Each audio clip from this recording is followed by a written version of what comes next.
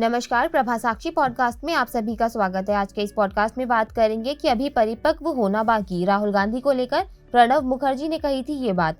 PM पद को लेकर दिया था हैरान करने वाला जवाब। तो आइए सुनते हैं आज के इस पॉडकास्ट को। लेकिन उससे पहले अगर आपने हमारे चैनल को सब्सक्राइब नहीं किया है तो जरूर कर लें, ताकि आप रोज ऐसे ही इंटरेस्टिंग और जानकारीपूर्ण पॉडकास्ट सुन सकें।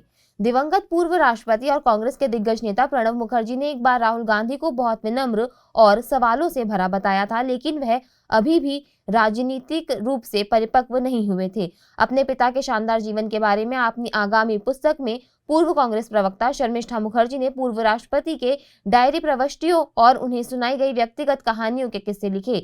इसी में उन्होंने इस बात का जिक्र किया है। पुस्तक in Pranab my father a daughter remembers में प्रणब मुखर्जी की डायरी प्रविष्टियों में से एक का उल्लेख किया गया है, जिसमें उन्होंने बताया है कि कैसे उन्होंने वायनाड सांसद को शासन में कुछ प्रत्यक्ष अनुभव प्राप्त करने के लिए मंत्रिमंडल में शामिल होने की सलाह दी थी।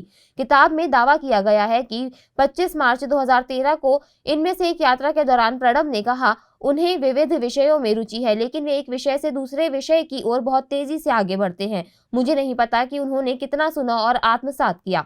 अध्यायों में से एक the PM India never had में शर्मिष्ठा ने प्रणब मुखर्जी की प्रतिक्रिया को याद किया, जब उन्होंने उनसे 2004 में प्रधानमंत्री बनने की उनकी संभावनाओं के बारे में पूछा था। 2004 के लोकसभा चुनाव जीतने के बाद प्रधानमंत्री पद के चेहरे के लिए सोनिया गांधी को कांग्रेस और गठबंधन में अन्य दलों के सहयोगियों के पूर्ण समर्थन के बावजूद सबसे पुरानी पार्टी के तत्कालीन अध्यक्ष ने दौड़ से अलग होने का फैसला किया।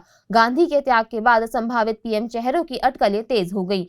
शर्मिष्ठा ने लिखा कि इस पद के लिए शीर्ष दावेदारों के रूप में डॉक्टर मनमोहन सिंह और प्रणब के नामों की चर्चा चल रही थी। मुझे कुछ दिनों तक बाबा से मिलने का मौका नहीं मिला क्योंकि वह बहुत व्यस्त थे, लेकिन मैंने उनसे फोन पर बात की। मैंने उनसे उत्साह से पूछा कि क्या वह पीएम बनने जा रहे हैं। उनका जवाब दो टूक था, नहीं, वे मुझे पीएम नहीं बनाएंगी, यह मनमोहन सिंह होंगे। उन्होंने आगे कहा, लेकिन उन्हें इसकी घोषणा जल्द करनी चाहिए, यह अनिश्चितता देश के लिए अच्छी नहीं है। एक रिपोर्टर से जब पूछा गया कि क्या उनके पिता 2004 में अगले प्रधानमंत्री के रूप में नामित नहीं किए जाने पर कोई निराशा थी, तो लेखिका ने कहा, अगर कोई उम्मीद नहीं है तो कोई निराशा भी नहीं है।